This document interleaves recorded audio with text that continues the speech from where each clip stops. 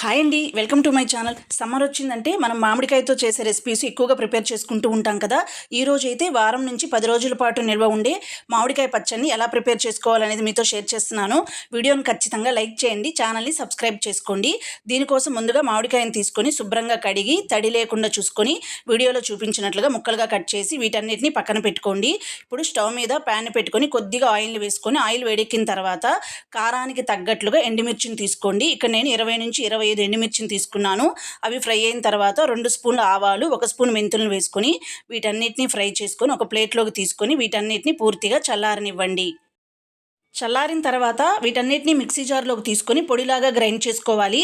తర్వాత ముందుగా కట్ చేసి పెట్టుకున్న మామిడికాయ ముక్కలు, రుచికి సరిపడా ఉప్పును కూడా వేసుకొని గ్రైండ్ చేసి దీన్ని పక్కన పెట్టుకోండి.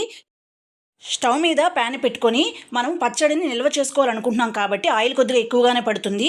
ఆయిల్ని వేసుకొని ఆయిల్ వేడెక్కిన తర్వాత ఆవాలను వేసుకొని ఫ్రై అయిన తర్వాత పచ్చిశనగపప్పును వేసుకొని ఫ్రై చేసుకోవాలి.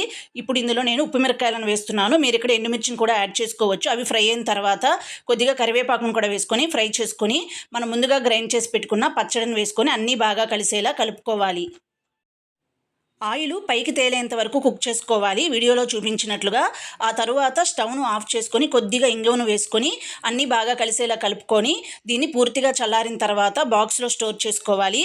మనము యూస్ చేసుకునేటప్పుడు స్పూన్కి తడి లేకుండా యూస్ చేసుకున్నామంటే వారం రోజుల పాటు నిల్వ ఉంటుంది. Thanks for watching. వీడియోని లైక్ చేయండి, ఛానల్ని సబ్స్క్రైబ్ చేసుకోండి.